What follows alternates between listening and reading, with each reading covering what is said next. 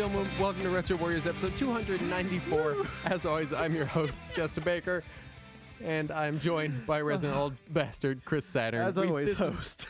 I don't know how many takes we're going to have to do for this intro. Oh, it's so good. I'm not over the last one yet. I'm sorry. It's still coming out. My bad. But this is the intro you got. Yeah, gamers. The relevant information is there.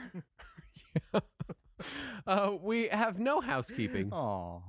Other than to say that we're still living in the ice apocalypse in Texas right now. So it's if we're a little weird or can't intro our own show that we've done 293 previous consecutive episodes for without forgetting how I always do it, then it might just be that we're having some stressful weeks.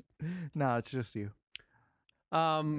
So thank you for bearing with us as we are potentially weirder than normal, I guess. I don't even know what to say. I hope the uncut people really appreciate all of that because it was beautiful. I've been playing the Halos. What's that? So I'm trying to stick to only one big game at a time. This is my new 2021 resolution. Okay. Is that I'm not going to start multiple 20, 30, 40 plus hour games at a time. But that's your thing. Because as it turns out, it's hard to finish them. And so I in an effort to continue playing Yakuza Kiwami 2, I have gone back to playing Halo in my like gaming off time when I'm like, I don't feel like doing Yakuza, or I was having intermittent power this week, so I was like, well, I don't want to boot up Yakuza and then lose my save or something get corrupt. So I, when I have power, I'll play something that I don't care as much about. So I started playing Halo 5 because I'm a Halo fan. I enjoy the Halo games. I've long been a Halo fan, and I never played 5. I thought. So I downloaded it on a Game Pass and turned it on and was like, do you want to resume your campaign? And I was like, I guess. And I played it for a while, and I was like, it's fun, but it just feels like every other shooter on the market. And in my head, I was like, well, yeah, Halo was an extremely influential shooter 2 decades ago. And I mean, it makes sense that the modern iteration of it would feel more updated to be in line with other modern shooters. And so I was like, I couldn't pinpoint what felt weird. So I went back and I played some Halo 4. And I was like, yeah, this feels right. This feels like Halo. Hadn't quite evolved yet. Yeah, well, come to find out, Halo 5 was the first, because as much as I like Halo and play it, I don't follow it at all whatsoever, which is kind of weird. But Halo 5 was not made by Bungie. That's the one that 343 took over? Yes, 343 took that one over. They're also the ones that have been doing the Master Chief Collection and all that stuff. So I went back to play Halo 4, and I was like, this does feel like Halo. And I noticed the two things they add is, in Halo 5, you can sprint. And in all previous Halos, there was no sprinting. You know how, you don't play FPS games, but modern FPS games, normally you click the left stick and you can sprint. A lot of games you click the left stick to sprint. Yeah, they added that, and they added iron sights. Every gun in Halo 5, you can hold your left trigger and look down your iron sights, which has kind of become the default way to play FPS games. Whenever you go to shoot, you look down your iron sights and you take your shot. Without being too condescending, can you explain what an iron sight is to me? It is in a game when you zoom your view in to look down the barrel of your gun. So like the scope thing. Like a scope, but it's called iron sights because not all guns that you do that on may have a scope. It may just be you looking down the little just like lining portion. It up. Yes. Okay. Isn't that what the little aiming dot is for? It is, but you can generally, most games set it so that you have better accuracy, or it slightly zooms your view in when you are in iron sights mode. It is weird to me how dated your knowledge of FPS games is. I know you don't play them, but I'm still like, what? Yeah, I'm very confused by all that. My bad. And so in older Halo games with scopes had a zoom function, and you could zoom into the scope. But guns that did not have a scope had no zoom function. You would fire proverbially from the hip. Or buy the little aiming reticle. Yeah, and those two things alone are enough to make Halo 5 feel dramatically different to me. I've realized that it changes Halo enough for me that I don't know that I like it very much. So I just kind of played like half of Halo 5 and then was like, meh. And then I went to play the online, and it is the big thing they have is called Warzone, and it is a loot box based shooter with like big arenas, so like teams of like 16 or 18 players. But then after the battles, you get these loot boxes that give you single-use items like weapons and vehicles that you can then use in the next battle. And I was like, yeah, none of that sounds good to me. Any of this. Right. And I went back to Halo 4. And that's that. Other than more Yakuza Kiwami 2, that's all I've been doing is filling time with Halo and making weird value judgments on where Halo has gone while I've been not paying attention for the last like 7 years. For the last decade or so. Yeah. I'm also still playing Yakuza Kiwami 2. But I did pick up the Android port of Valkyrie Profile because, one, I had a coupon for the Google Play Store, and two, I had a shit ton of credit saved up from doing surveys. So I went ahead and got that, and it cost me like $1 and change. The first thing I think to do anytime I buy any weird port for Android is let's immediately play it on my television through my Android TV instead of on my phone. Thus defeating the whole point of buying a phone game. Right, because I don't want a phone game. I just want a different way to play a game I already own on my television. So I loaded up, and so it doesn't natively support Android TV. You have to sideload it, which is fine. I know how to sideload things. So I sideloaded on there, and I loaded up, and there's immediately a problem. The title screen only supports touch control. So you have to touch your TV. Yeah, so I just started globbing at my TV. No, so I've got an app on my phone that lets me use my phone as a mouse on my Android TV. So I use that to navigate through the title screen, and I was like, let's see if it goes anywhere from there. And then it has full gamepad support once you get past the title screen. Of course. So I'm playing it on my gamepad, and I'm enjoying it because it's basically the PSP port, but at a higher resolution and with clearer fonts and everything. And I forgot how long you have to play Valkyrie Profile before you get to the first point you can save. It's like an hour of... Oh, I haven't forgotten because I never make it there. And I go, just fuck it, I'll play something else. Right. And once you get to that point, there's constant save points. But you have to get there first, and it takes a while. And then you get to the cool battle system. But so I was playing it, and it's good. But every time you open any menu, it's touch screen only. So like combat, navigation, dialogue, all that stuff is fine. But as soon as you open your menu, touch screen only. So you have to use either a mouse, or I can use that app on my phone. Or obviously if you're playing on your phone, you could just touch your screen. But that would still be annoying to me if I had a gamepad on my phone, that I would have to reach up and touch the screen anytime I went to the menu. But it's like a DS, right? Saturn. Because you can use a button to open the menu, but then as soon as the menu is open, you can't close it again without touching the fucking screen. Yes. This sounds like a Square Enix port. It does, doesn't it? And also, they normally want $20 for it. Holy shit. Fortunately, I got it with enough coupons and discounts that I don't feel completely ripped off.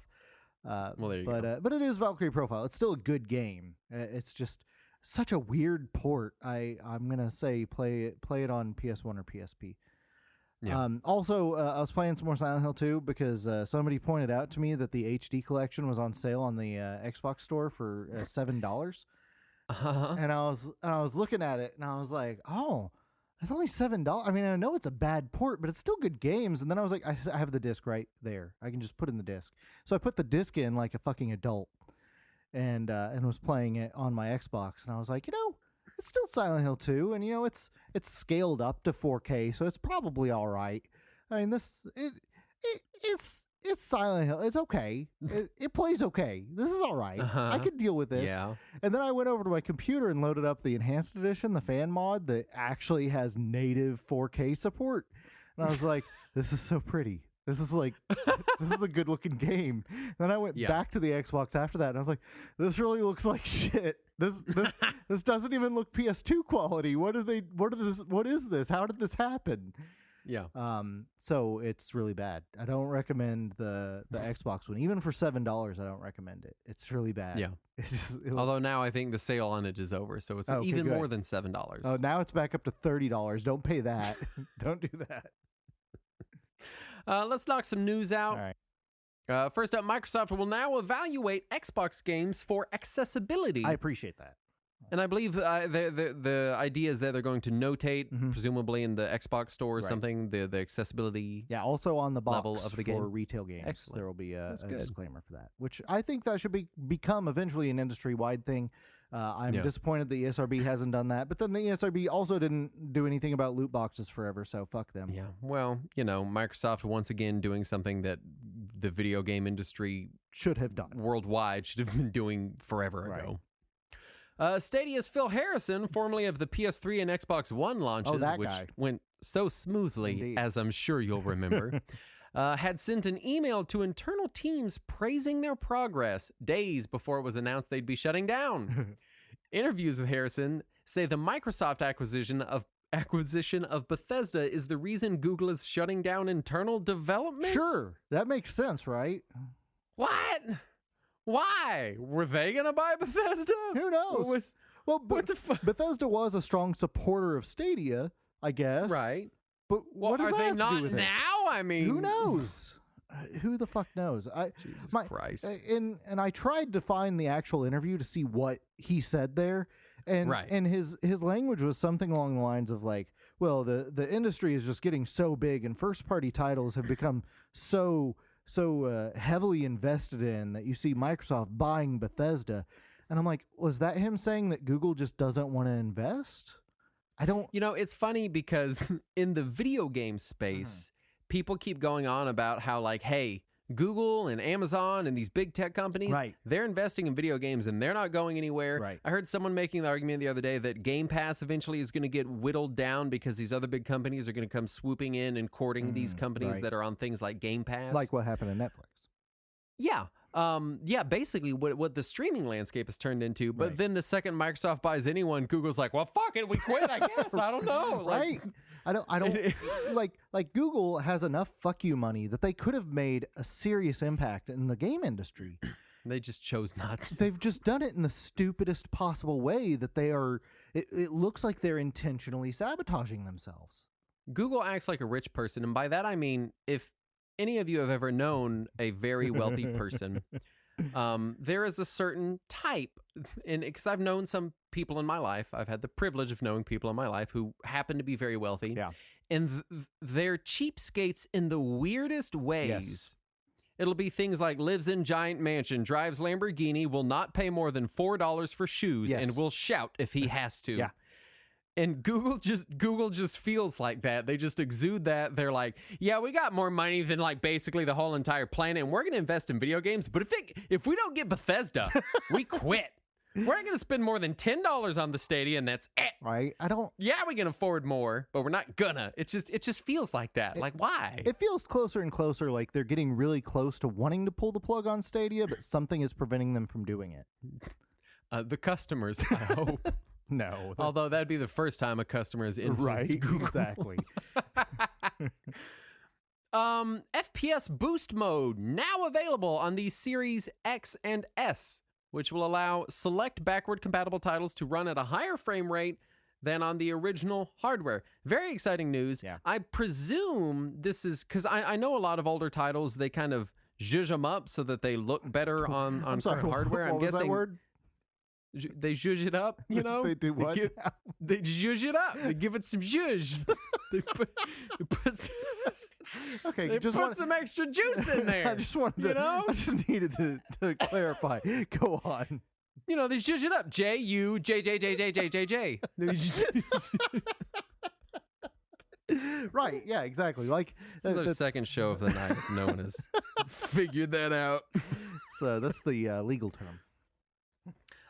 But this sounds more like a generic compatibility layer or API that can be applied without having to have the individual focus needed for a lot of the backwards compatible tweaks that they've made. Well, from what it sounds like, it looks like it does need that same kind of per title customization, because they only announced 6 games that support it right now, and each one has a different max frame rate. Interesting. Like I think they said Super Lucky's Tale can now go up to 90 frames per second. Yeah, I saw that one on there. And but Watch Dogs 2 is up to, I think he said it was up to 60 from 30, or maybe it's up to 90 from 60. But it did seem to be a very game specific thing, and they said that they will eventually roll out other titles for this. Interesting. So it feels like it's just a continuation of their previous backwards compatibility movement, which is great. I would like to see some new titles added as well, but this is something. At least it means they're going back to that. Right, and that's been my concern lately, is the backwards compatibility program. They're basically, we're done for now, and I've been waiting, like, please don't be done forever. Yeah, like, please do more. They said that they would eventually restart it after the new consoles came out, and they are out now, so I'm waiting for that first announcement of, hey, here's some new games. But yeah, all 30 of them are out now. Hopefully they'll make more, and then more people can get them. Yeah. Let's fire through the Nintendo Direct announcements. My brother texted me and said, hey, it's the first Nintendo Direct in 538 days. Yeah, I hope they announced some good stuff. It had been 16 months since the last Nintendo Direct, so I am... Well, hopefully you like remakes, because first up, we got remakes of both Famicom Detective Club games coming on May 14th. That's neat. We have a remake of Legend of Mana coming June 24th, also coming to PC and PS4. Capcom Arcade Stadium releasing immediately, eventually on PS4 and Xbox One. Maybe or not. We don't know. It's basically $40 for 36 games, or you can split it up into these different packs. And honestly, though, the software is really cool. I like the software a lot. I don't know if I $40 like it. Yeah, and knowing me, I can't just buy the games I want. I have to buy all of it or nothing. If it had been released physically for $40 and they were like, here's 30 games on a cartridge for $40, I would have immediately bought it. But when they're selling it to me digitally piecemeal or all of it for $40, I have a harder time biting that. I don't know why. And there's no online multiplayer, which really could have been the killer. And I'm like, Capcom knows how to do netcode. They do Street Fighter. Right? Yeah. Stubbs the Zombie remake coming March 16th. Also coming to PS4 and Xbox One. I'm very excited for that one. I love Stubbs the Zombie. Yeah. Ninja Gaiden Master Collection containing Ninja Gaiden Sigma 1, Sigma 2, and 3 Razor's Edge coming in June. Also coming to PS4, Xbox One, and PC. It is important to note that a lot of fans of the Ninja Gaiden series say that the Sigma versions of Ninja Gaiden are the inferior versions. Well, I do not have all the details of that. Well, fortunately, Ninja Gaiden Trilogy collections have always been great. Right. I mean, there's... what was the last one? Super Nintendo? Super Nintendo, yeah. It's very expensive. It must be good. It must be good. Ghosts and Goblins Resurrection available February 25th, which is soon. Yeah. I'm excited for that. Yeah, I've been looking forward to that one. Saga Frontier Remastered available in summer, previously announced, also available on PS4, iOS, Android, and PC. And finally, the big Zelda reveal, which is Skyward Sword HD, releasing July 16th, which allows for motion control or doing your sword slashes with the right analog stick. Yeah, when this was originally announced, I was pretty sour on it because I enjoyed Skyward Sword. It was a game that I enjoyed, but I don't enjoy motion controls, and I wanted away from that.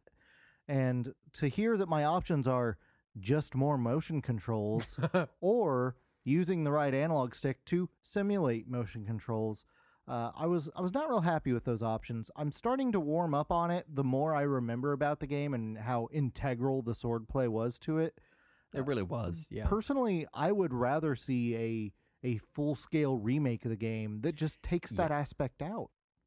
But that's not Nintendo's style.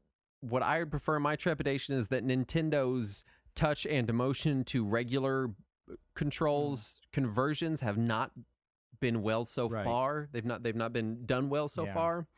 And my other concern is that my biggest gripe with Skyward Sword was not the motion control. I didn't love the motion control, but I would say that I didn't hate it. Yeah. My complaint was the over tutorialization that they even showed off in the video, trailer as still being present. So I suspect they have not fixed that issue with the game, which is... That is a concern. However, the sleep mode feature on the Switch might make that a little more tolerable for some people. True. Now, the other... Thankfully, they're only asking for literally full price for a game that we've already paid for and is only getting minor tweaks onto the Switch. Yeah. So it's only $59.99. Hey, well, the last time it came with a Wiimote. So this time it's... what's it coming with? Let's see. You get a plastic box and a piece of paper. And a game. Oh. Well, we have to look at the industry-wide standard. Like, let's see, Activision, they're a piece of shit. Yeah. They released 3 full remake Spyro games that were ground-up remakes for $40. Okay. So, it makes sense that Nintendo would charge $60 for a port of a Wii game. Now, the other thing that has me concerned about it is the original Wii game really heavily relied on the Motion Plus from the Wiimote. Yeah. It didn't even work on an original Wiimote. You had to have the Motion Plus. And I know. I had the butt that you connected to your Wii remote. Yeah, I didn't have the one with it built in. I had the butt you had to connect. Yeah, I had the gold Wiimote that came with the game. I had the little dingleberry I clicked on. But yeah, so the Joy-Con already isn't quite as accurate as a regular Wii remote. Yeah. So how is it going to compete with the Wiimote Plus? Nintendo implied that it is more accurate. Oh, my bad. I'm sorry. I forgot that it was magically more accurate now. So obviously you're wrong. My bad. Because a trailer said it. They can't put it in a trailer if it's not actually true in a video game. I mean, what kind of weird world are you living in? EA has finalized their purchase of Codemasters, giving them a pretty solid monopoly on third-party racing games. Yeah, thanks, You've got your Gran Turismos, your Forzas, and then EA, and that's it. There's your racing games. That's pretty much it. Oh, there's one more. Go ahead. It's the one that we're about to announce. That's one more racing game. Oh, yeah, there you go. Blizzard Arcade Collection rated for PC in Europe. And we now know that it's been officially announced at BlizzCon today, yeah. It includes multiple versions of the games Blackthorn, The Lost Vikings, and Rock and Roll Racing. Yep. Has rewind, save states, CRT filter, standard retro compilation features that we've come to expect. Right. Enhanced versions of the games with 16:9 widescreen support, and other new features are also included. It's $20 for these 3 Super Nintendo games. Right. Well, you get the 3 Super Nintendo games. You get the Genesis ports of Lost Vikings and Rock and Roll Racing. You get the 32X port of Blackthorn. And then all 3 games also have a new definitive edition included that is basically remade versions of the games. For Blackthorn and Lost Vikings, it's ROM hacks of the Super Nintendo game with all the extra features that were on the Genesis or 32X versions. And it also includes the new localizations for the games for people who are in other countries and want to read it in their native language. Also, Blackthorn adds an on-screen map, which personally I think really changes that game for the better. That was because it has a very Metroid-style map system, and not having an on-screen map makes it a little confusing. There's a lot of very samey screens in that game. Rock and Roll Racing has the biggest upgrades because it's the only one that has the 16:9 support. Its definitive edition also has CD quality soundtracks and new tracks. And it looks and plays pretty great. I bought it earlier, and I've been pretty happy with it. For an Activision purchase, I was very trepidatious and worried, but it's good. Activision seems to be on the remake train. Tony Hawk's Pro Skater 1 and 2 was solid. They Spyro was solid. Crash was good. Yeah, they seem to suddenly know how to do remakes for relatively decent pricing. I don't know what has happened. Activision. Maybe they could give Nintendo a call. Activision, I need a modern remake of Pitfall 2. That's all I need. Not going to happen. Just give me Pitfall 2 with like NES quality graphics. That's all I need. And I need it to be under $10. That's what I need. Diablo 2 Resurrected coming to PC and console this year. Wow. And it's Diablo 2. Yeah. You got it. This one's been heavily rumored for a long time now. Very long time. Modders claim to have found a native TV out mode in Nintendo DS Lite hardware. It looks neat. which would be really cool. I know TV out options for the DS and 3DS lines have been severely limited and expensive and requiring substantial mods in a lot of cases. Yeah, this one, it showed that using what they claim to be native controls anyway, and I have no reason not to believe them, they show that it can output with a single ribbon cable either the top screen or the bottom screen or the top screen overlaid on top of the bottom screen. I don't know why you'd want that third option, but it was weird seeing half of Pokemon ghosted over the other half of Pokemon. John Carmack proposes stopping scalpers inflating prices of new hardware by selling new hardware at an auction. Does he know that eBay exists? Someone should get in touch with John Carmack and tell him that eBay is exactly that. Well, his idea seems to be, instead of scalpers raising the prices, let the manufacturers themselves raise the prices. That John Carmack, buddy, that's worse. Yeah, that doesn't help anybody. That's a worse. I want manufacturer prices to remain low because then when demand catches up, I can get it for that price. Right. We don't all have Doom money lying around, bud. And I want a new graphics card. We don't all have Oculus money lying around either. Oh, yeah, I guess Oculus probably's made more money than Doom. Could be either one, really. True. And finally, Kojima, as in Hideo Kojima, is writing a book called The Creative Gene. Which is the thing he has. I'm upset he didn't name it The Creative Kojina and put gene in there. You know, that would have been like I'm surprised he didn't put a Genome Project reference in there somewhere. So we'll see how that pans out. I mean, is there going to be an English version of the book? I didn't see very much at all about this yet. This is a very recent news story, so I didn't get a chance to dig into it. Interesting. Well, without further ado, let's get into the topic at hand. This week we are talking Mario Kart. Yes. You may have heard of it. Yes. It is a predecessor to Garfield Kart, as I'm sure we've all come to know it. It is Nintendo's Mario-themed arcade racing game featuring karts instead of cars. Yes. As far as first impressions, I don't think I played... I played Mario Kart 64. You've never played one. None of them. No, I played Mario Kart 64 once at my friend's church, and I remember being like, this is nuts. It's like a racing game, but you're Mario. Anyway, it sucks, so goodbye. Wow. And I was real harsh on it, I remember. And then I don't think I played a Mario Kart again until Mario Kart DS. Wow. And then I believe I went back to play Double Dash because everyone was like, oh, if you want Mario Kart, you have to play Double Dash. Yeah.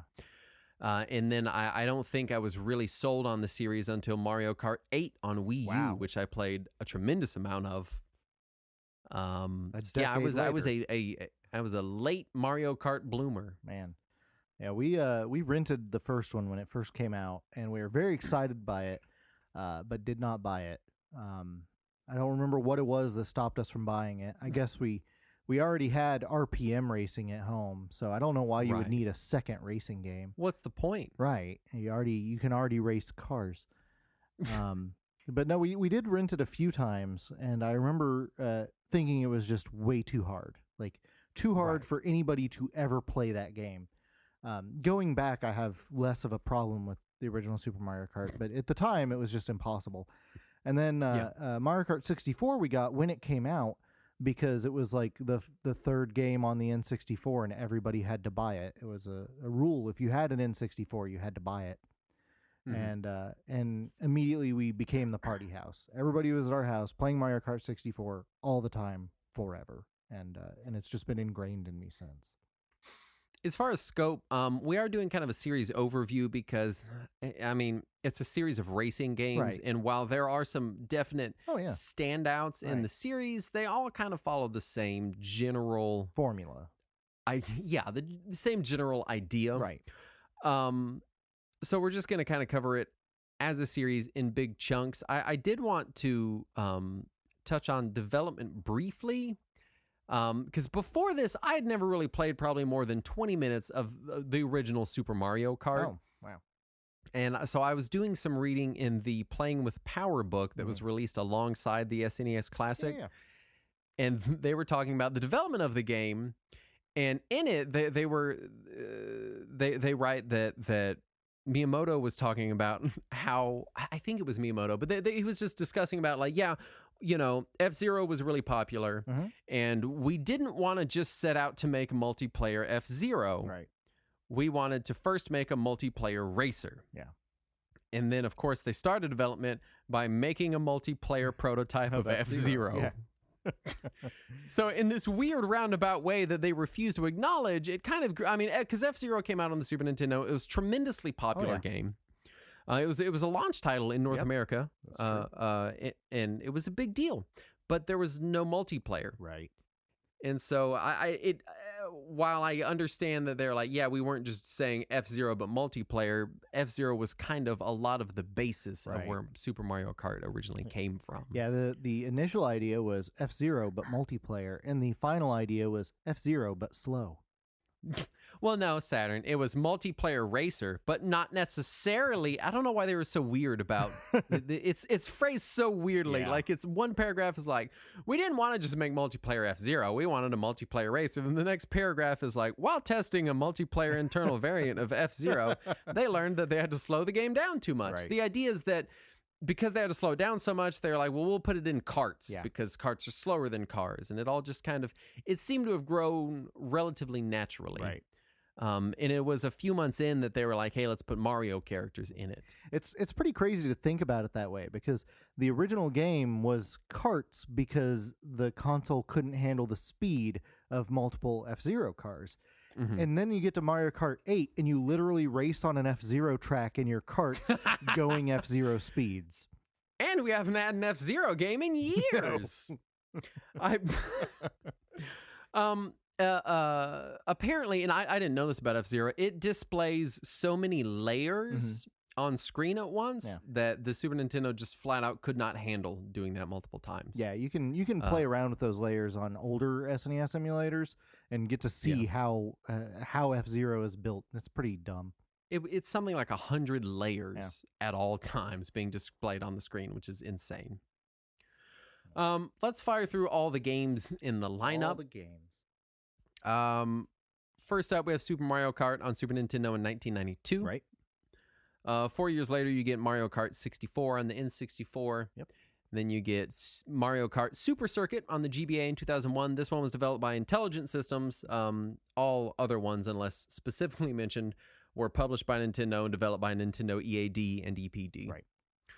And then we go into Mario Kart Double Dash, which was on GameCube in 2003. Then Mario Kart DS on Nintendo DS 2005. And then you have the Mario Kart Arcade GPs in 2005, 2007, respectively. And these were published by Namco. Yeah. And developed by Namco. And had Namco characters in them. And are very weird and playable on a Wii. Wii, yeah. If you can get a hacked version. Yeah.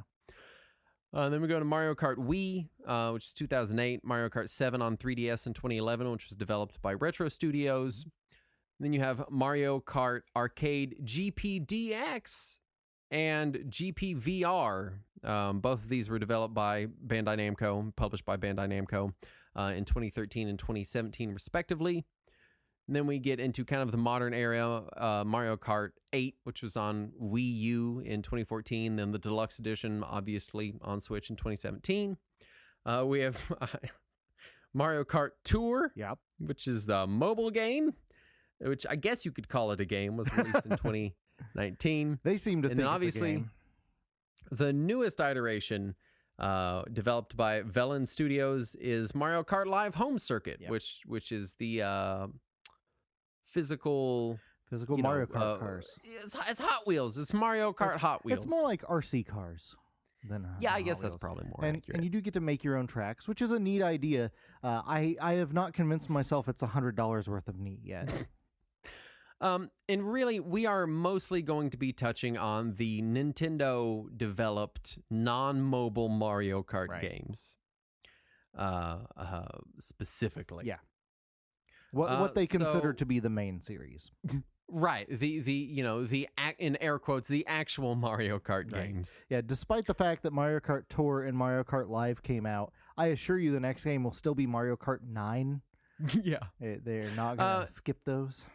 And the Bandai Namco games really are their own beast, and realistically probably should be their own episode at some point. But Saturn, tell me about the gameplay in Mario Kart, because I don't know anything about it. You drive a cart around. Excellent. Next on to sound. So yeah, it's typically broken up into 4 modes. You get your Grand Prix, your time trials, your versus and or co-op, and then battle mode. In the standard game mode is going to be your Grand Prix. It's just your traditional racing. First player to compete the allotted number of laps wins, with scores given to top placing racers. In the original game, I think only the top 4 positions got any points, and I think that continued through at least 64, possibly through Double Dash. And as you're racing, you can collect items, which can be found from item boxes, and they can be used offensively or defensively, or as some kind of boost or status effect. The game is broken down into difficulty modes, which are based on CC, the engine speed. You got your 50cc, your 100cc, 150cc. It's just I looked up the actual terminology. It's based on engine displacement using cubic centimeters determines the maximum speed of the kart's engines. Yes. I'm not a mechanical guy.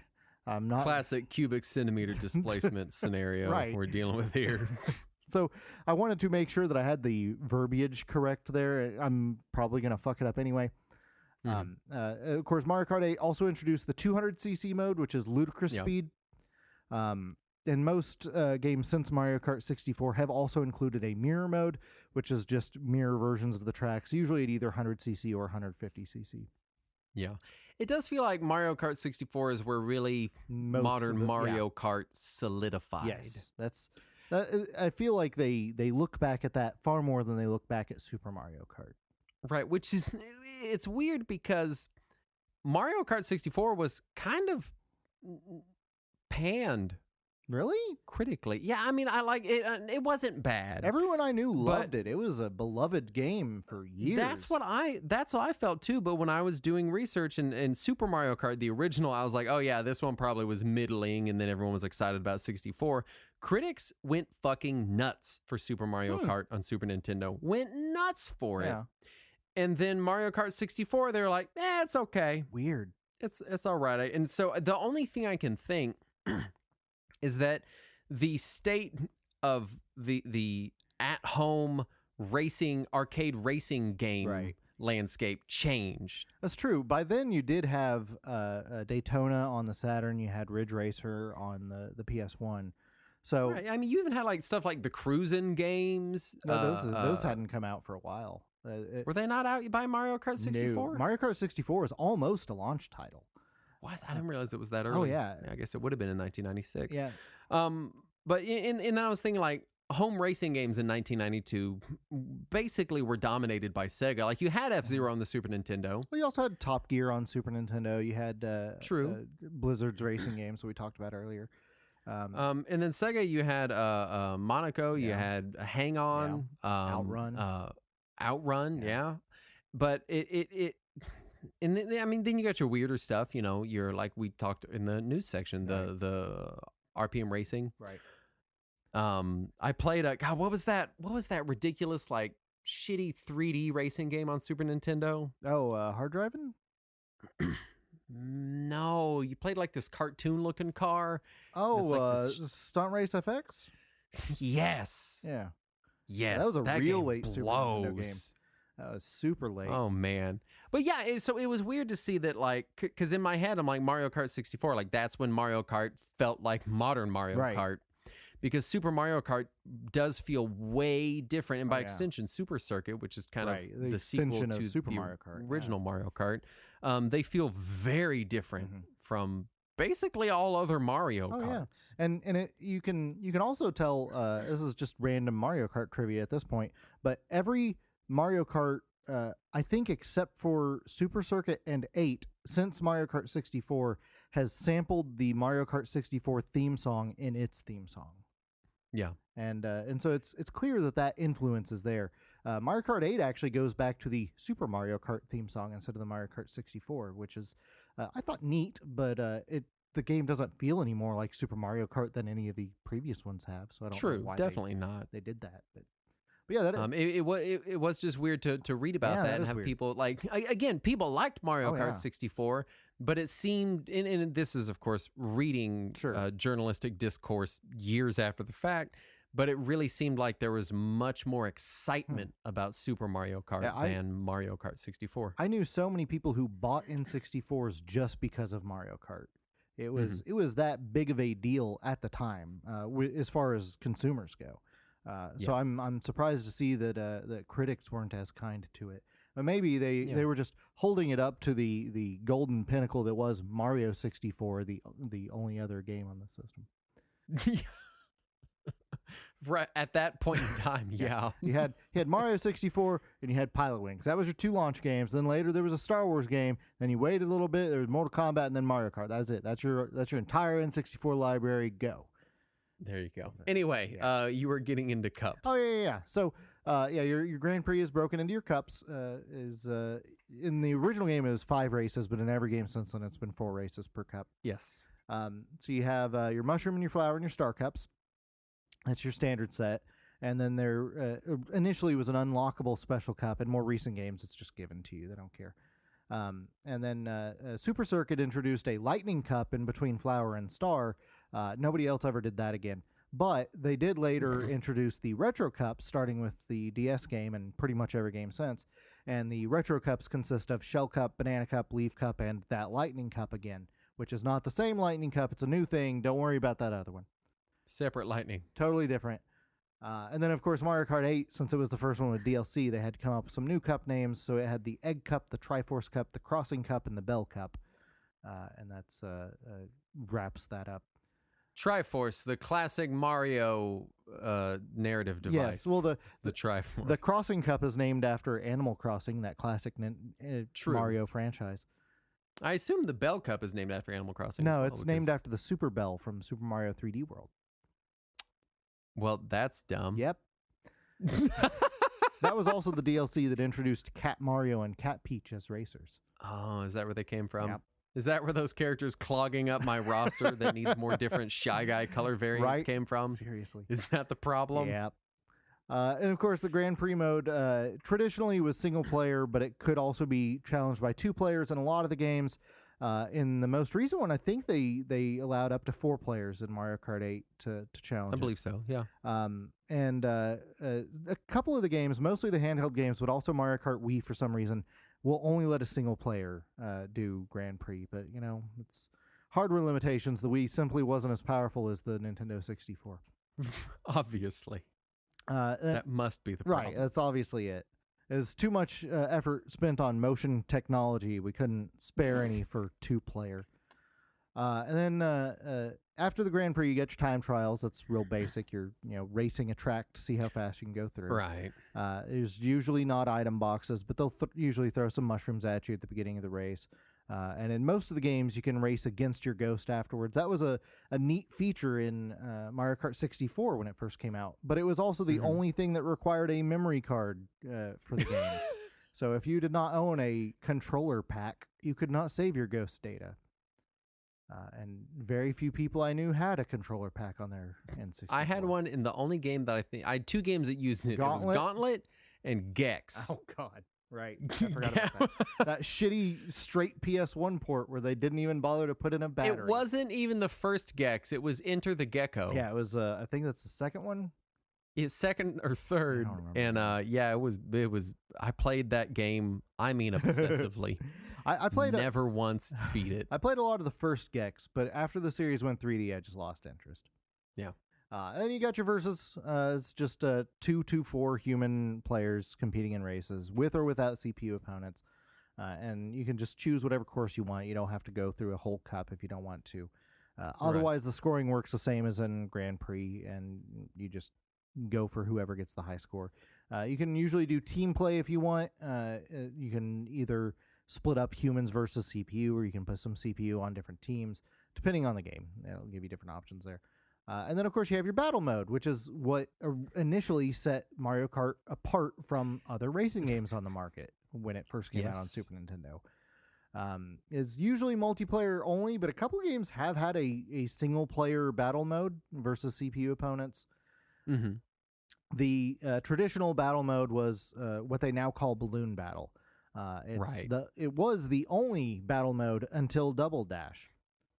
And it feels very weird in Super Mario Kart because, so I was playing Balloon Battle on Super Mario Kart with Andrew, and I was like, man, these arenas are huge. Yes. Well, I guess when you're playing with more people, it won't feel so huge. And then I was like, no, it's only two player. It's only 2 players and there's no AI. Right. Why is it so huge? Because they had one map size for the entire game, and it's used for every course and battle map. They could just block it down smaller. Whoa, calm down with your reasoning. It just felt weird. Yeah, they are very large maps. But yeah, I played when we rented Super Mario Kart, that's basically all we did was battle mode. We played through a handful of races, and then we were like, battle mode. We'll just shoot each other with shells. Yeah, and it was great for its time. Going back, it's a hard sell. It's dated. Yeah.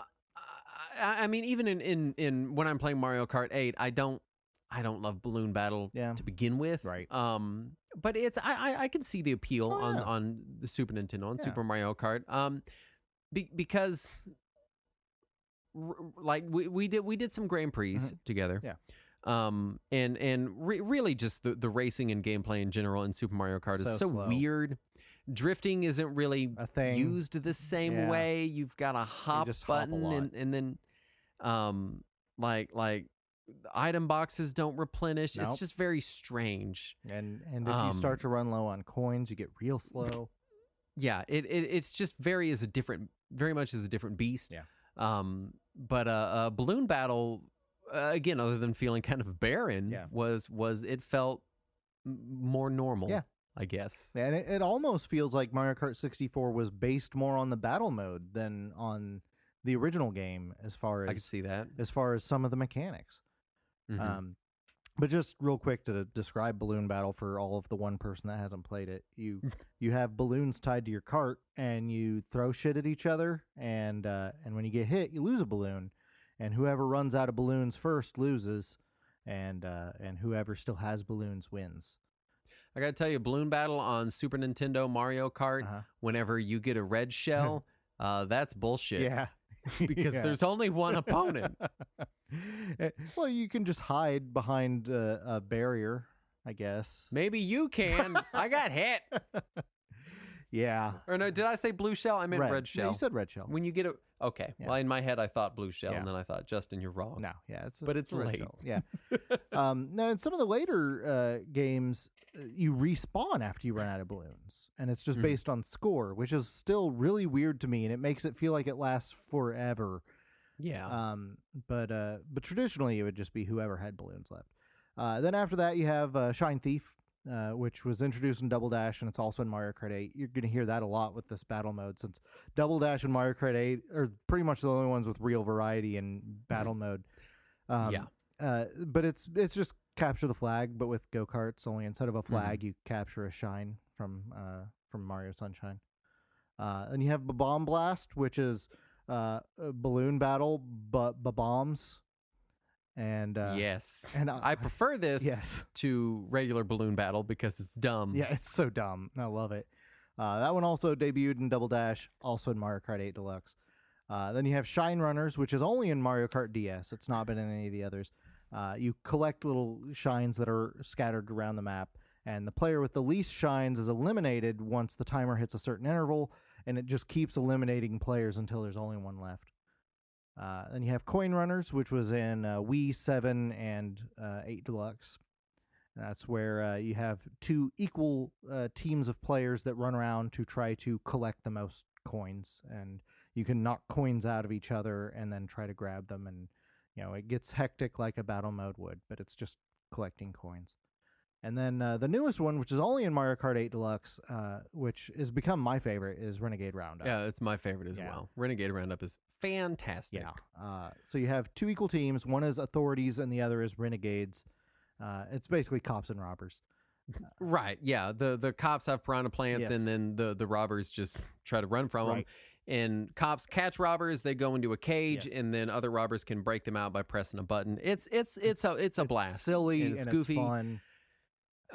And really, it should be noted that original Mario Kart 8 on Wii U, they broke battle mode. Yeah, because there were no battle mode maps, so you just raced around on regular maps for battle mode.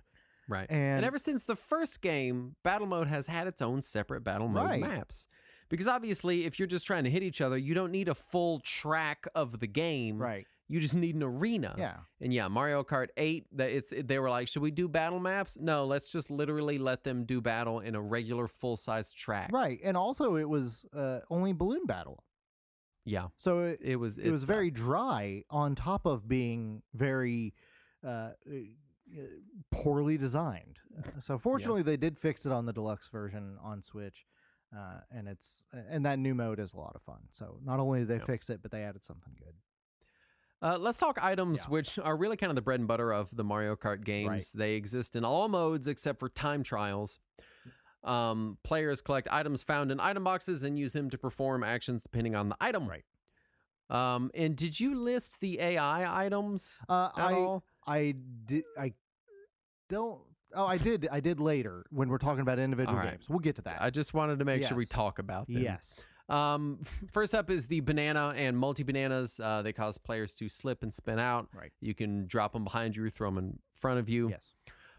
Pretty standard version of what is basically an oil slick in many other racing games. Only you can throw it forward.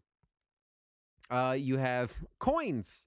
Which increase the maximum speed of your kart. Anytime you take damage, you lose coins. That was present even in the original game. It's not been in a lot of the games, though. A lot of people who got their start with Mario Kart 64 or with Double Dash or with Wii didn't realize the coins were there and were kind of taken off guard by Mario Kart 8. They've been in the original game. They were in Super Circuit, which, as we mentioned, is basically a successor to the original game. And then they didn't show up again until Mario Kart 7 on 3DS. Mm-hmm. So it's weird to see them back, but I do feel like they add something. It makes sense. I played a lot of 8, and I don't think I mentioned I did play a good chunk of 7, and I had Super Circuit. Yeah. So coins feel pretty ubiquitous to me. Yeah. In all of the highest selling games prior to 8, coins weren't present because they weren't on 64. Yeah. They weren't on Double Dash. They weren't on DS, and they weren't on Wii. Did the function of the coins changes slightly in the different games that they're used in? Do they not? A little bit. For the most part, it serves as determining your maximum speed. Up to 10 coins will always get you up to a total maximum speed. But also especially in the first game, and I want to say Super Circuit as well, if you still have coins, you don't spin out as much and lack to just take some coins. If you don't have any coins left, you spin out a shit ton anytime you get hit by something. So it also kind of acts as a defense. You have fake item boxes, which were in 64, Double Dash, DS, and Wii. They look like the regular item boxes, but they're fake, and if you hit them, you get hurt. Right. You've got your mushroom and your multi-mushroom, which are your speed boosts, similar to Nitro or Turbo in some other racing game that you might find. And then we get to the shells, which I feel like the shells they feel like the most iconic Mario Kart items to me. Definitely, yeah. There are some more like Mario Kart specific items that we'll talk about briefly, but shells really feel like these are right. This is what differentiated it from a lot of other things. You have green and red shells that can be held behind you, shot backwards or shot forwards. Right. Green shells always fire in a straight line and ricochet off of things. Right. Red shells always, when fired forward, seek out the next highest racer on the course or any other player in battle modes. I'm assuming the closest is how it decides it. When fired backward, they act like green shells, but burst when coming into contact with walls. Right. And then you have the famous blue shell or spiny shell, as they're traditionally referred to as. That's what Nintendo calls it anyway. Yeah, which is why I could not. I was going through some Mario Kart document looking for blue shells, and I was like, why can I not fucking find blue shells? They're spiny shells. Which is weird because I've never seen a spiny in any fucking Mario game with a blue shell ever. They can be fired forward, and they seek out the player in first place and explode. They can also hit other players along the way, or if the explosion hits other players, it kind of acts like a bomb whenever it lands. Right. They were not in the original game. No, they were introduced in Mario Kart 64. And Yep. In that one, if I remember right, they don't even cause much of an explosion. They just hit the first player. It feels like they were less impactful in Mario Kart 64. Right. I can't definitively say that they were. Yeah. And blue shells are a hotly debated item in the Mario Kart world. They're also something that is kind of crossed over to popular culture in general. Yeah, it definitely. Like I have a blue shell keychain on Nice. my DS case. Nice. You know, it's become very much the iconic Mario Kart item, and I think possibly, like you said, because it's the only item that doesn't exist in that particular color variation and form within the Mario franchise proper. Yeah. And I mean, I guess it makes sense. Like in Mario Kart 64, when they were making it, they were like, well, we don't want to make it red because we have red shells, and that could be confusing, or maybe they couldn't get the art right where you could tell it at a glance. But yeah, blue shells are because they are specifically an item that targets the first place player. Right. Not only does it change your entire Mario Kart strategy, a lot of people play the game such that they stay in second place until they're at the end of a race, and then will jet out into first to avoid the blue shell scenario. I don't trust myself to do that. I'll take first any chance I get. If I happen to get hit with a blue shell, whatever, I just roll with it. But I don't trust myself to be able to recover from second to first in that last lap. Right. So I'll just take it if I have to get a blue shell. It very much feels like Nintendo enforcing that this is a for fun party game. Right. It's the great equalizer. Until Mario Kart 8, and then they release an item that specifically combats blue shells. Right. And even then, there were ways to combat them in previous games, too. Even going back as far as Mario Kart 64. True. If you had a mushroom, you could get away from a blue shell. You could boost out of it. Yeah. But even then, the timing on it felt so difficult and specific, or maybe I was just bad at it. Well, it was designed to be a skilled player strategy to be able to avoid a blue shell, and now they have made it more of a everybody should be able to avoid blue shells if they get the opportunity. Yeah. Next up, you have the Starman, which is just like in Super Mario Brothers, grants temporary invincibility, lets you run into other players and cause damage to them. It also seems to reduce any slowdown you may have from driving off road. Yes. And I don't know if it fully reduces it, but it definitely reduces it a good. Is it fully? In most of the games anyway, and any of the ones that I've played a lot of, it does. It also will make you immune to any other items hitting you. So if like somebody throws a bloober or somebody throws a lightning bolt or something, you're fine. You have the lightning bolt, which causes all players in a position higher than the player who used it to shrink down and go slow, potentially get crushed. You've got a boo, which turns the player invisible and steals an item from another player. That one is only in the SNES game, N64, GBA, DS, and Mario Kart 8 Deluxe. And then there's lots and lots of other items. One of my favorites is the Bullet Bill, which I know I've known several people that play Mario Kart in such a way that they fall back far enough back to get a better, because Mario Kart distributes items based on your placing. Which it seems more strict about in newer games and less strict about in older games. That could just be my perception. Possibly. I could see that. But I feel like in Double Dash, I can be in a higher place and get better items. And then when I'm in Mario Kart 8, I swear it's just bananas and coins all the way down. In a lot of them, it's had that where there are certain items available to you based on what position you're in, and they are weighted in such a way that you are going to most likely get certain items based on your position as well. So like a blue shell is never available in first place. But even if you could get, say, a triple red shell, that's maybe a 2 or 3% chance versus a coin or a mushroom might be closer to like a 15 or 20% chance. So there is a lot of weight there. You've got really just more items than we have time to go through, especially when you consider the specialty items that certain characters have in Double Dash. But bloopers, piranha plants, POW blocks, thunderclouds, feathers, leaves, super horns, which we just talked about a minute ago when we were talking about spiny shells. One item I do want to talk about is the what are they? I don't know what they call it. They brought it in Mario Kart 7, and it's just a shitload of items. It was the I think they called it the Super 7 in Mario Kart 7, and in 8 it's called the Crazy 8. So you literally just get surrounded by 7 different items that you can use in rapid succession. Yeah, and it's usually the best items in the game. Like, there's almost always a Starman and a lightning bolt in there. Mm-hmm. I don't think you can get it unless you're in. You have to be in almost absolute last place. You have to be in the back of the pack, very close to the back. And even then, it's not a great chance to get it. It's still pretty uncommon. And it's just ridiculous. Oh yeah, it's great. And it's the weirdest item, and it's weird that they've brought it back for more than one game. Yeah, two of the most controversial things about Mario Kart that I always heard people complain about. One is item distribution, about how if you're higher in the pack, you don't get the good items. But the other thing was rubber banding. And the series is known for having really bad rubber banding.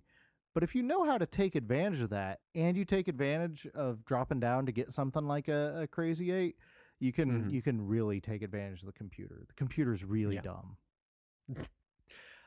As far as characters, we really don't have time to cover all of them. Right. They're obviously mostly Mario characters. After the first game, they were broken down by weight class. Right. Even the first game breaks it down by weight class. But does weight class have a bearing in the first game as far as actually running into people? Yes. Yes, because if you're playing as Bowser or Donkey Kong Jr., who are the two heavyweights, if you run into Toad or Koopa Troopa, the two lightweights, you can cause them to lose coins in battle mode, or balloons, rather. I never realized that.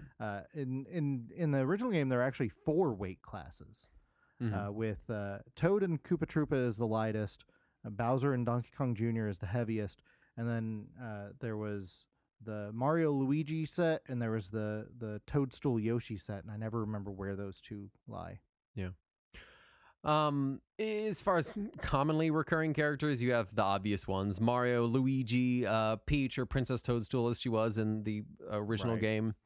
Toad, Koopa Troopa, Yoshi, Bowser. Originally, they had Donkey Kong Jr. It was changed to regular Donkey Kong. Wario is in all of them, most of them. 64, I believe. Yeah.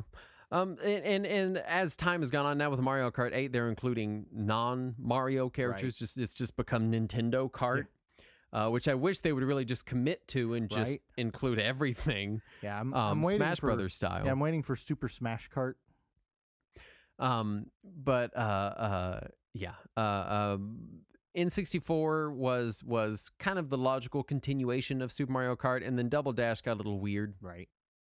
I love you got Dash, Bowser Jr. and Waluigi and stuff like that. Yeah. And also you could unlock Petey Piranha and who's his King Boo was his partner. And that was the most ridiculous pairing. Let's talk unique features in games. Obviously it's all unique in Super Mario Kart because it's the first game in the series. It did use all Mode 7 graphics, which meant the stages were very flat, and it was very hard to tell perspective on things. Yeah, that's true.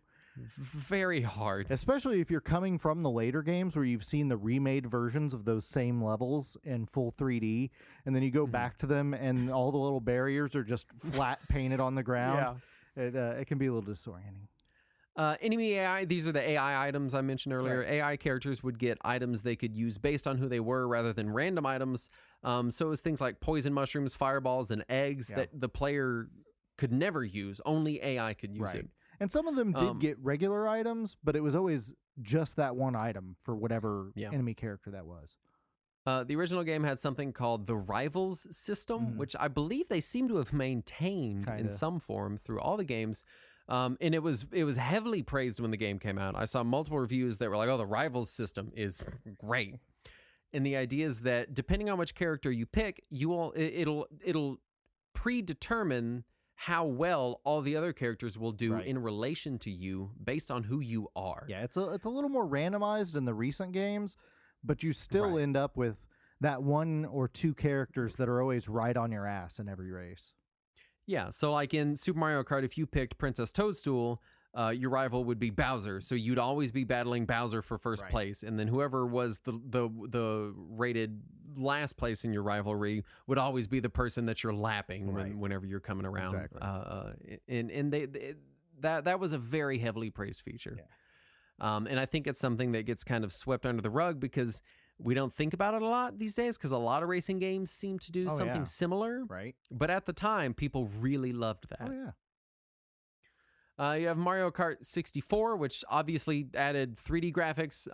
Racers themselves were 2D sprites to conserve memory. It was kind of a Doom-like effect. Right. I'd never realized it until like 20 years later either.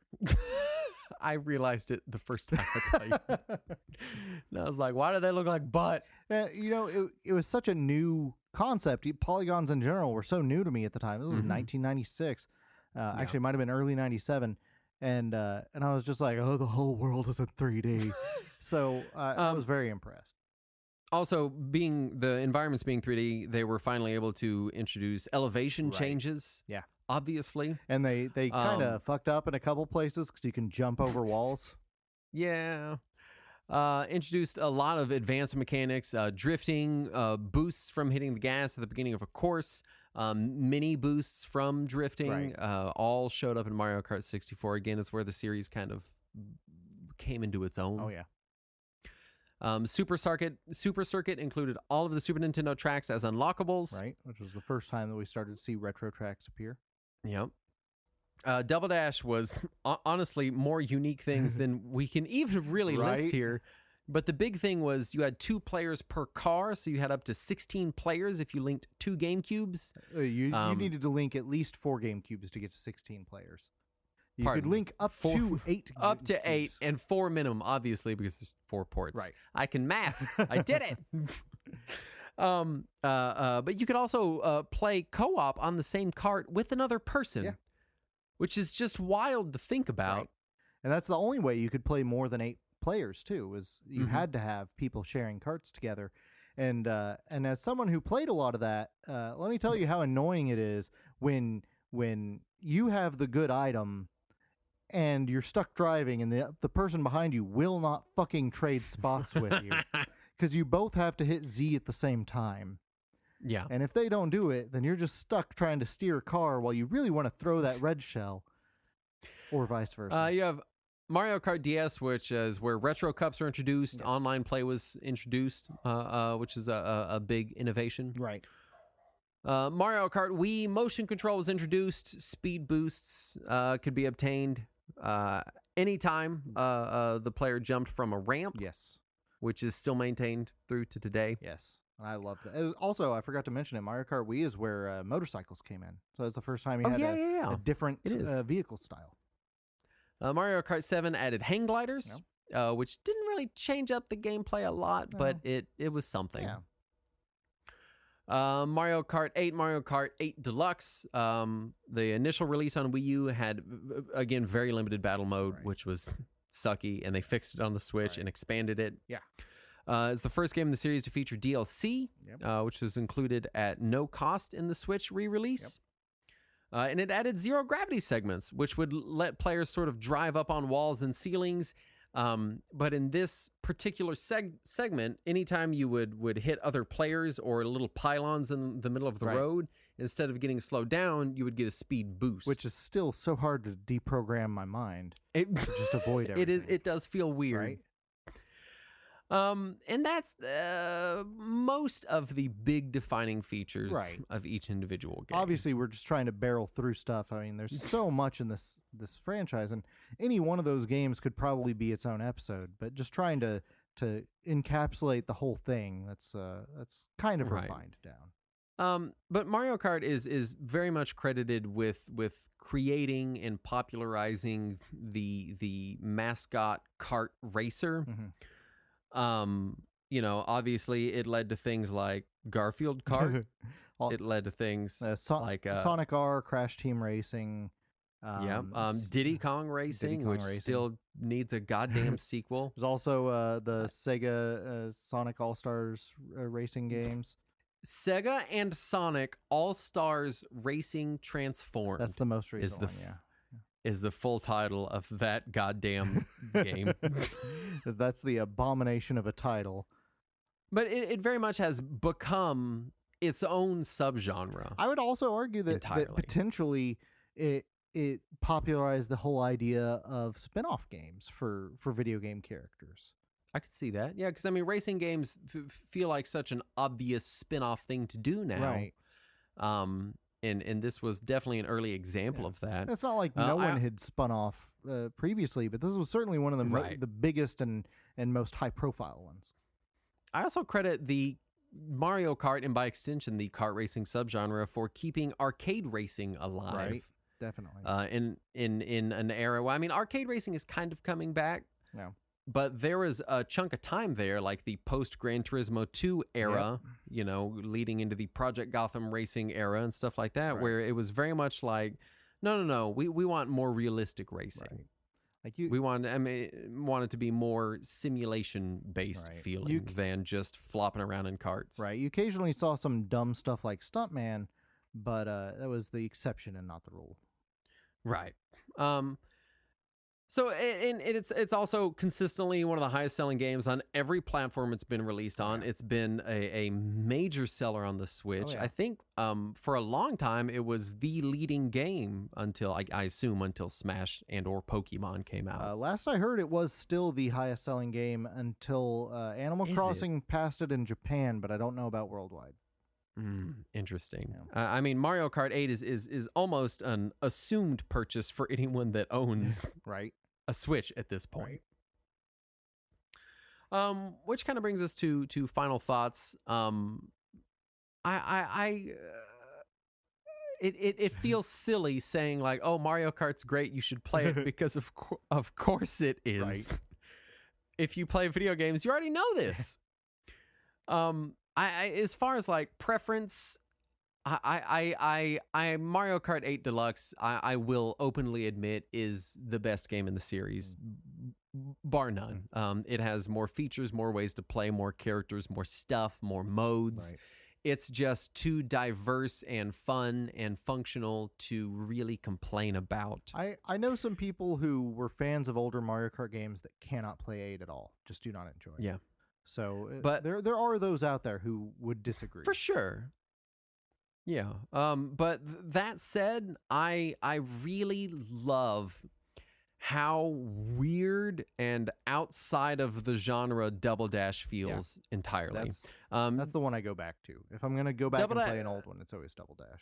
Yeah, Double Dash feels as different from the rest of the series as the original Super Mario Kart does. Yeah. It's aesthetically, it feels different. Yeah. The mechanics are very different. The items are very different. It really does. Because when we think about these games, I think like, you know, Mario Kart 64, Mario Kart DS, 7, Wii, 8 Deluxe, they all feel like this same big camp. Yeah, it feels iterative. Yeah, and then you've got Super Circuit and Super Mario Kart over here, and then way over here is Double Dash. Being the weird oddball, which isn't that just indicative of the GameCube era in general? Yeah. For Nintendo, like, which Mario game did you get? Sunshine. Like, all right. Which Metroid game? Prime. Yeah. Which I know Prime is now kind of the default Metroid, but at the time it was not. Why you gotta say it like that? So yeah, I would say if you have a Switch and you haven't played Mario Kart, go play Mario Kart 8 Deluxe. It's great. Yeah. And then go find a copy of Double Dash and play that, because it's also great and weird and different. Yeah, the one that I'll go back to is Double Dash. I have spent probably more time on Mario Kart Wii than any other game in the series, but just because of some friends that I had that played a shit ton of it, that was our thing for years. Mario Kart 64 also is that was the reason that the N64 stayed hooked up even after I had mostly moved over to playing RPGs on the PS1. The N64 would never get disconnected, because what if we wanted to play more Mario Kart? It's just always been a staple. It's a great like fallback party game, because when you have a group of people over, even if some of them don't enjoy video games much, they'll probably at least watch some Mario Kart because it's stupid and you can all call each other names. Mario Kart is the de facto party game for me, and I know that because it is one of a very small handful of games my wife will actively play and enjoy with multiple other, even other like party games like Jackbox games and stuff. She's like, I don't like those. I don't want to do those. I don't have fun doing them. Mario Kart, she's down for Mario Kart all the time. Also, constantly. I think no game has ever made me scream as many obscenities as Mario Kart. I don't know. It's. I played a lot of shitty NES games, and I might have screamed at more. No, I mean like at other human beings. Yeah, it seems like no matter what happens, a fuck you comes out from time to time when playing Mario Kart. Yeah, or something somehow far worse than that. I won't lie. I feel like if I have ever said anything just horribly, irredeemably disgusting at another human being, it's probably while playing Mario Kart. There you go. And and I know we're already well past really discussing this, but it does feel, because for a while there, it felt like every time I was with a group of people and video games did come up, they're like, oh, let's all play Smash. That's the game. That's the game that we play at a party that multiple people are attending. Sure. And Mario Kart feels like it has just so narrowly escaped this high skill players dominating every time arena. It's because of the blue shell. The blue shell helps, but it feels like they're enforcing this design of like, no, everyone gets to enjoy Mario Kart. Yeah. We're going to make it so that everyone gets to enjoy Mario Kart, and we don't care what you think about that. Everyone gets to enjoy it. And I love that design. I love the great equalizer. I just love that kind of design in games where there's something dumb or stupid or ridiculous that can force expert level players to lose every now and then. I want everybody to enjoy the game. I want the lead to transfer back and forth from time to time. So that is something I really respect about Mario Kart. Well, I really want everyone to enjoy our Patreon, which you can find over at patreon.com/Retro Warriors, where you can get cool things like 20 solid minutes of uncut this episode. I don't even remember what we were talking about either. I remember being like, this is pretty good uncut, and then I don't remember it now. Yeah, it's gone. You can get our spin-off show, Talking Wizards. You can get early access to the episodes where you get to have me edit them and put them out here in like an hour when I'm done recording. I don't do as good of a job as Pablo, but I get it out a lot earlier than the regular show. Because you're sleep deprived. That's what, Matt, I am very sleep deprived.